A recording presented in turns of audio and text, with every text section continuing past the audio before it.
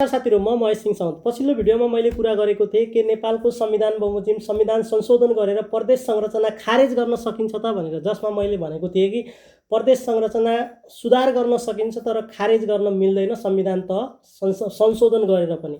र आजको भिडियोमा म कुरा गर्दैछु न्यायपालिकाको बारेमा, स्पेशली पछिल्लो समय न्यायपालिकामाथिको व्यथिति र न्यायपालिकामाथि जनविश्वास घट्दै गएको अवस्थामा न्यायपालिकालाई सुधार गर्नुपर्छ भन्ने आवाज उठिरहेको सन्दर्भमा म केही न्यायपालिकाले झेलिरहेका समस्याहरू र तिनीहरूलाई कसरी सल्भ गरेर मात्र न्यायपालिकामाथि जनविश्वास बढाउन सकिन्छ त भन्ने सन्दर्भमा मेरो यो भिडियो रहेको छ। सो सर्वप्रथम कुरा गरौँ राज्य सत्ता र राज्य संयन्त्रको बारेमा, अथवा राज्य कसरी चल्छ त भन्दा, राज्य बेसिकली तीनवटा ब्रान्चेसहरूमा चाहिँ पावरहरू सेयरिङ भएर अथवा पावर एलोकेट भएर चलेको हुन्छ। त्यो भनेको कार्यपालिका अर्थात् सरकार, व्यवस्थापिका अर्थात् संसद र न्यायपालिका अर्थात् अदालत। र यी तीनवटै ब्रान्चेसहरूले एकअर्काको काम एकअर्काले गर्न सक्दैनन्, तर एकअर्कालाई चेक एन्ड ब्यालेन्स पनि गर्न सक्छन् एज अ शक्ति पृथकीकरणको सिद्धान्त बमोजिम।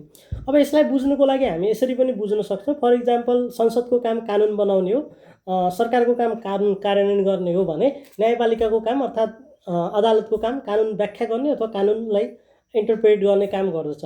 उदाहरणको लागि यसलाई सहज ढङ्गले बुझ्ने हो भने यसरी बुझौँ, कुनै अपराध घोषणा गरेर अपराध के हो त भन्ने कुरा कसले बनाउँछ त? त्यो संसदले कानुन बनाएर यो अपराध भनेर बनाउँछ भने त्यो अपराधको अनुसन्धान गर्ने, अपराध हुन नदिने काम चाहिँ अथवा अपराध अनुसन्धानको पाटो सरकारको अर्थात् सरकारका निकायहरू जस्तै प्रहरीको होला अथवा अन्य होलान् हैन।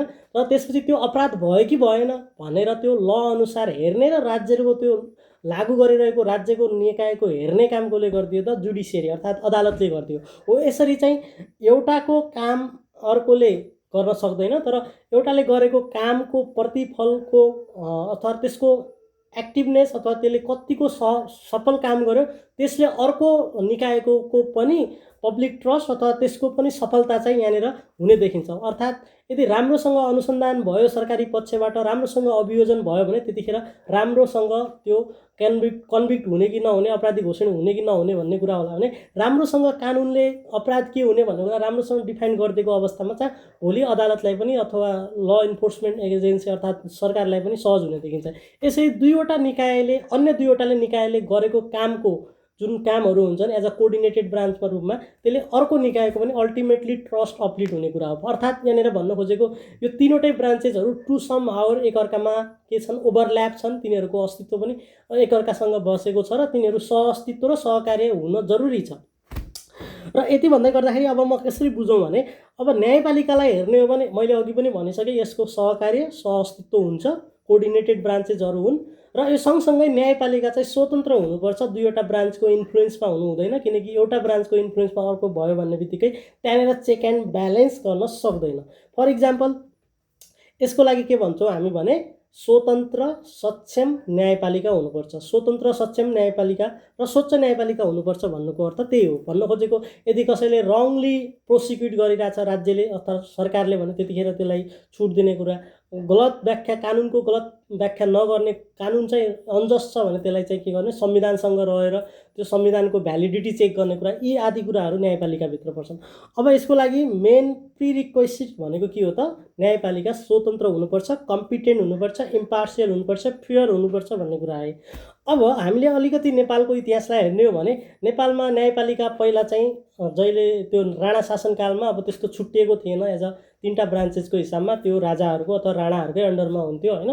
तर पछि 2015मा अलिकति 2007 से 2015सम्म अलिकति खुकुलो भए पनि, इन्डिपेन्डेन्ट रूपमा बने पनि, त्यसपछि 2022-23तिर अथवा 2017मा कु गरिसकेपछि राजा महेन्द्रले अब जुडिसियरी मात्र होइन अरू ब्रान्चेसहरूलाई पनि पञ्चायत सिस्टमले यसपछि आफ्नो अन्डरमा राखे। अर्थात् जुडिसियरीले गरेको कुनै निर्णयमाथि पनि राजामाथि चाहिँ हुकुम प्रमाणी लाग्ने हुन्थ्यो। त्यो भन्न खोजेको जुडिसियरी इन्डिपेन्डेन्ट थिएन, जुडिसियरी गरेको निर्णय पनि अल्टिमेटली राजाबाट उल्टिने अवस्था थिए, धेरै ठाउँमा उल्टेको पनि थिए। र त्यसपछि जुडिसियरीको लागि, न्यायपालिकाको लागि 2047 सालदेखि 2063 सालको जुन इरा हो त्यसलाई चाहिँ म चाहिँ गोल्डन इराको रूपमा मान्छु। नेपालको इतिहासमा मलाई लाग्छ 2047 देखि 2063 आज कानुनी रूपमा नभएर आज प्र्याक्टिकल्ली पनि मैले फिल गरेको कुरा अथवा मैले फैसलाहरू पढ्दैदेखि अन्य कुरामा यो चाहिँ एकदम स्ट्रङ्गेस्ट इरा थियो जुडिसियरीको लागि। यो चाहिँ एकदमै पावरफुल इरा थियो, जुडिसियरी इन्डिपेन्डेन्ट पनि त्यही हिसाबमा थियो आजको तुलनामा अथवा त्योभन्दा पुरानो तुलनामा भन्ने मेरो अनुमान हो र मलाई लाग्छ त्यो, किनकि त्यतिखेरको एपोइन्टमेन्ट प्रोसेस पनि टु सम अहिलेको जस्तो त्यति धेरै पोलिटिकल इन्फ्लुएन्स थिएन, जुडिसियरीको आफ्नै चाहिँ त्यहाँनिर बहुमत थियो। र अब कुरा गरौँ 2062-63 जब आन्दोलन भयो, जनआन्दोलन भयो, त्यसपछि जुडिसियरीमाथि चाहिँ एउटा हस्तक्षेप गर्ने, जुडिसियरलाई पोलिटिसाइज गर्ने उदाहरणहरू धेरै भयो। फर इक्जाम्पल माओवादीले त्यतिखेर के चाहन्थ्यो भने जुडिसियरी चाहिँ कस्तो हुनुपर्छ भनेर उसले भन्थ्यो भने पोलिटिकल क्याडरहरू एपोइन्ट गर्नुपर्छ सम्मका कुराहरू माओवादीहरूको एजेन्डामा थियो। त्यो कुराहरू अब बुझ्न सकिन्छ, त्यो कुरा खोज्यो भने भेटिन्छ पनि। र त्यसपछि त्यही इरामा चाहिँ अब जुडिसियरीलाई चाहिँ पार्लियामेन्ट्री हियरिङ अर्थात् संसदीय सुनवाई गर्ने भनेर चाहिँ राख्यो। हेर्दाखेरि त्यो अलिकति पब्लिकप्रति त्यसलाई एकाउन्टेबल हुने, संसदप्रति उत्तरदायी बनाउने देखे पनि, तर त्यसले चाहिँ अल्टिमेटली चाहिँ यिनीहरूको इन्टेन्सन चाहिँ के रहेछ भने ती जजेसहरूलाई चाहिँ पार्लियामेन्ट्री हियरिङ चाहिँ त्यो देखाउने दाँत अर्थात् संसदीय सुनवाई। तर उनीहरूलाई को चाहिँ पार्टीप्रति लोयल छ, को चाहिँ पार्टीप्रति कनेक्टेड छ अथवा को चाहिँ पार्टी नजिक छ, त्यस्ता मान्छेहरूलाई चाहिँ उनीहरूलाई लोयल बनाउने एउटा नथु लगाए जस्तो फिल हुन्छ। किनकि त्यस सन्दर्भमा अब केस पनि परेको थियो। अब त्यसपछि संविधान संशोधन गरेर नै त्यसो व्यवस्था गरे, तर केस पनि पर्यो। तर सर्वोच्च अदालत चाहिँ के भन्यो भने अब त्यो अल्टिमेटली अब जनताप्रति उत्तरदायी बनाउने कुरा त ठिक छ, तर इन्डिपेन्डेन्ट जुडिसियरी हुने गरी चाहिँ गर है भन्यो। तर हुँदाखेरि पनि त्यसको अब पछिल्लो हामी केही उदाहरण देखिरहेको छौँ कतिको पोलिटिसाइज भएको छ। फर इक्जाम्पल अब हाम्रा गगन थापाजीले भन्नुभएको जस्तै जय नेपाल दाई भन्थ्यो हामीदेखि लिएर अर्को अब पोलिटिकल अपोइन्टमेन्ट पछि पोलिटिकल पार्टीको अफिसमा गएर अब ग्र्याटिट्युड गरेको अर्थात् उनीहरूलाई चाहिँ धन्यवाद दिएको कुरा, एमाले अफिसमा गएका कुराहरू अब प्रष्ट नै अहिलेसम्म पनि पब्लिक रिपोजिटरीमा देखिन्छन्। र यसपछि के भयो भन्दाखेरि अब मैले अघि भने पोलिटिकल पार्टी पोलिटिसाइजेसन हुने कुरा आएर यहाँबाट चाहिँ अब नेपालको जुडिसियरी न्यायपालिकाको चाहिँ ट्रस्ट चाहिँ रिड्युस हुँदै गयो अथवा इरोड हुँदै गयो, हराउँदै गयो। र त्यसपछि अब यही सन्दर्भमा 2072 सालको संविधान बनाउँदै गर्दाखेरि कस्तो किसिमको न्यायपालिका बनाउने, कस्तो संरचना हुने, त हामी सङ्घीयतामा जाँदै गर्दाखेरि न्यायपालिकाको संरचना कस्तो हुने भन्ने कुराहरू त्यहाँ संवैधानिक अदालतदेखि लिएर तपाईँको अन्य कुराहरू पनि आए त्यहाँ। र आउँदै गर्दाखेरि अब अल्टिमेटली एउटा कस्तो भयो भने संवैधानिक अदालत बनाउने कुरामा चाहिँ अब जुडिसियरी अर्थात् कोर्टको आफ्नै र नेपाल बार एसोसिएसनदेखि लिएर पनि अब त्यसको चाहिँ एउटा अपोजिसन के गर्यो भने यदि संवैधानिक अदालत अलग्गै बनाउने हो र अदालत अर्कै बनाउने भने यो अदालत चाहिँ आफैमा टुक्रिएर अथवा स्प्लिट हुने अवस्था आयो, फरक देखिने। र भोलि अन्तत्वगत्व गएर एउटा अदालतले अर्को अदालतको फैसलाहरू चाहिँ इन्कन्सिस्टेन्सी अर्थात् एकअर्कामा चाहिँ विरोधाभासपूर्ण हुने अवस्था हुनाले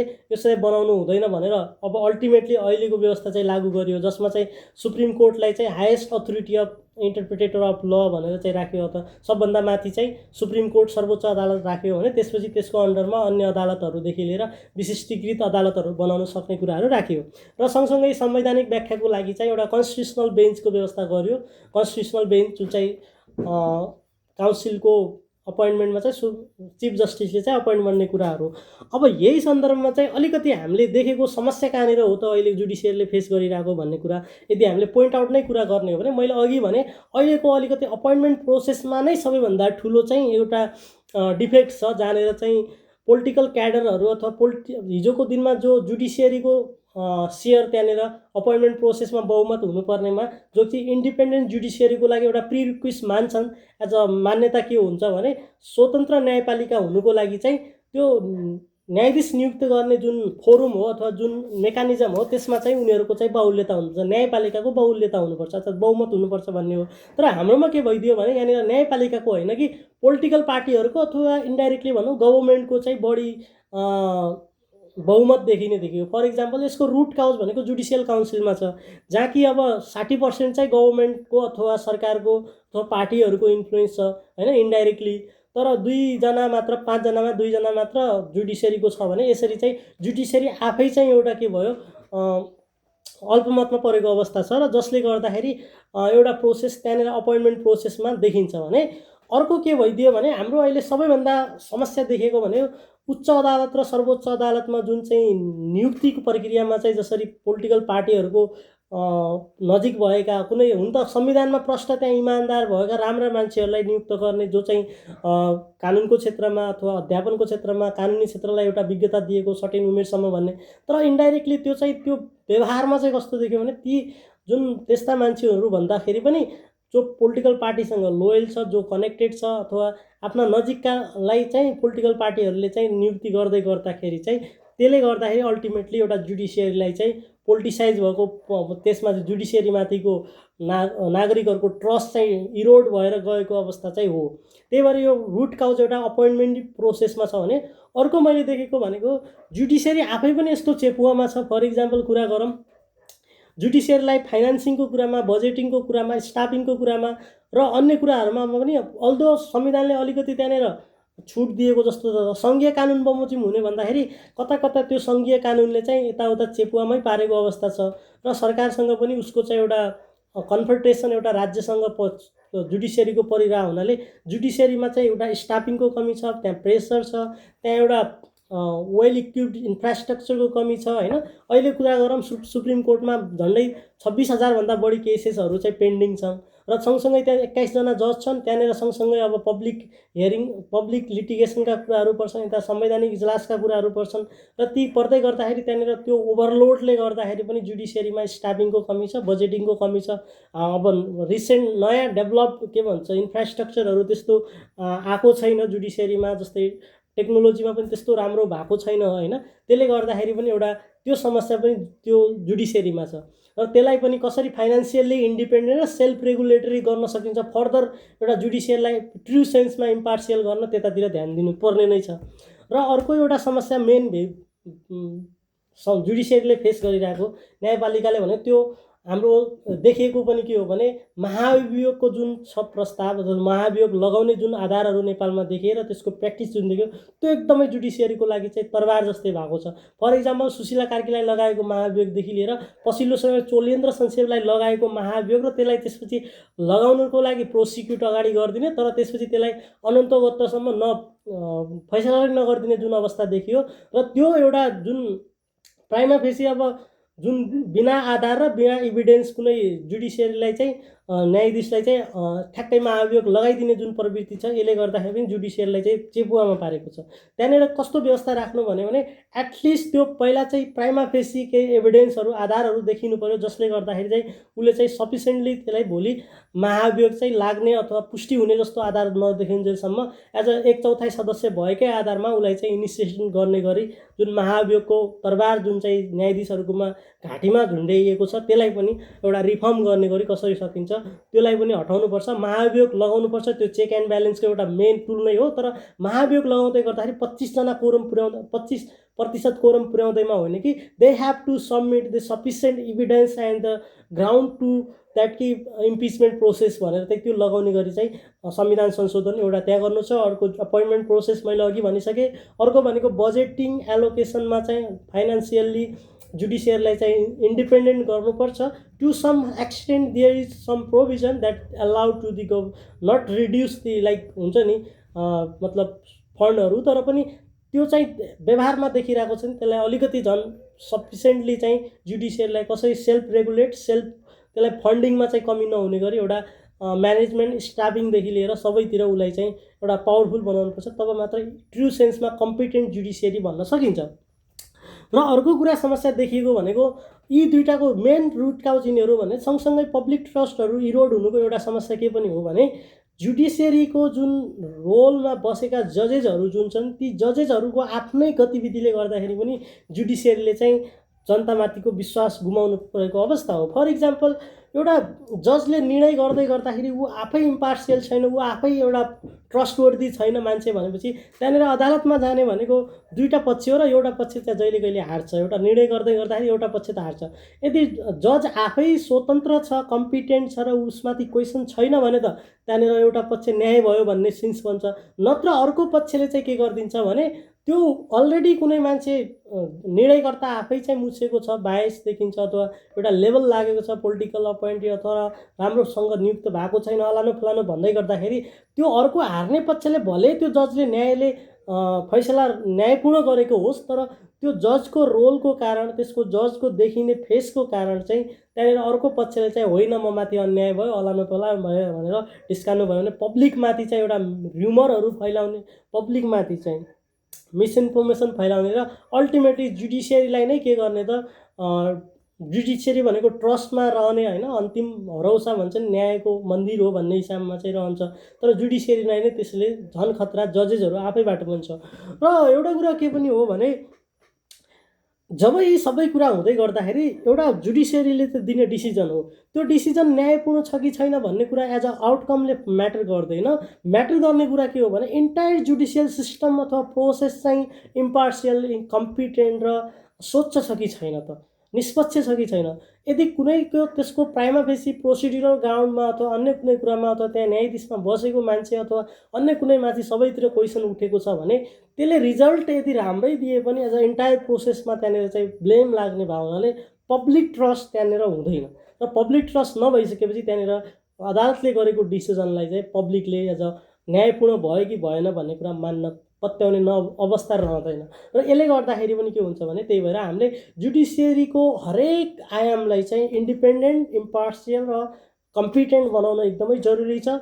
र ओभरअल जुडिसियरीमाथि क्वेसन उठ्ने गरी कुनै पनि कामहरू हुन्छन् भने त्यसलाई रोक्न जरुरी छ, एमेन्डमेन्ट त्यसरी गर्नुपर्छ। र अर्को कुरा मेन मैले भन्न पर्ने के पनि हो भने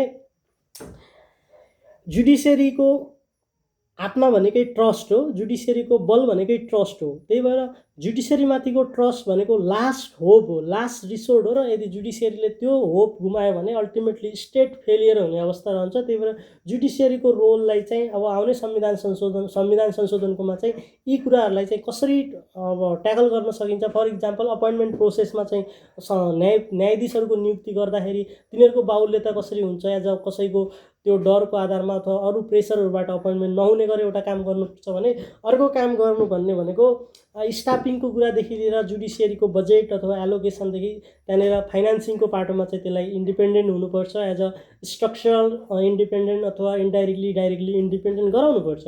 र अर्को कुरा मैले अघि पनि भने जुन अपोइन्टमेन्ट प्रोसेसको लागि चाहिँ जुन अहिलेको व्यवस्था छ त्यो देखिएको इम्प्लाइडली जुन जुडिसियल हियरिङदेखि अर्को कुराहरू त्यहाँनिर चाहिँ उनीहरूलाई एज अ ट्रु सेन्समा चाहिँ चेक एन्ड ब्यालेन्सको एउटा इम्पिचमेन्ट हुनसक्छ अपोइन्टमेन्ट भन्दाखेरि पनि।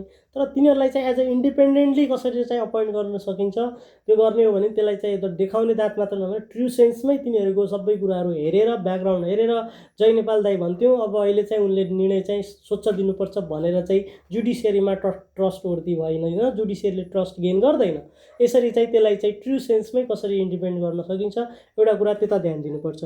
र इन्टायर जुडिसियल सिस्टमलाई चाहिँ इन्डिपेन्डेन्ट हुने गरी चाहिँ हामीले आउने संविधान संशोधन गऱ्यौँ भने त्यसले गर्दाखेरि एउटा ट्रु सेन्समा एउटा अर्गन बलियो हुन्छ। र जब जुडिसियरी बलियो हुन्छ, जब जुडिसियरी निडर हुन्छ र अर्को यो महाअभियोगको हतियार चाहिँ जुन छ त्यसलाई चाहिँ कसरी कम गर्न सकिन्छ, स्पेसल्ली जजले चाहिँ निर्णय गर्दाखेरि फियरलेसली निडर भएर गर्नुपर्छ। र त्यो हतियारलाई चाहिँ लगाउने हो, तर गलत गऱ्यो भने लगाउने हो, तर त्यो लगाउँदै गर्दाखेरि एज अ सङ्ख्याको भरमा भएन कि एज अ ट्रु सेन्समा त्यहाँ देयर सुड बी रिजनेबल अथवा sufficient prima facie evidence that the जजेस ह्याज एक्टेड डिसअनेस्टली अथवा आचार संहिता विरुद्ध जाने गरी काम गरेको छ भन्ने कुरा ग्राउन्डहरू पुष्टि हुने गरी त्यहाँनिर चाहिँ गऱ्यो भने, यति गऱ्यो भने चाहिँ I think in my point of view that the judiciary will be impartial, competent and स्वच्छ इन अ ट्रु सेन्स। यसरी चाहिँ संविधान संशोधन गर्दै गर्दाखेरि यी कुराहरू ध्यान दिनुपर्छ भन्ने मेरो राय छ र जुडिसियरीलाई चाहिँ कम्पिटेन्ट बनाउनुपर्छ। Thank you.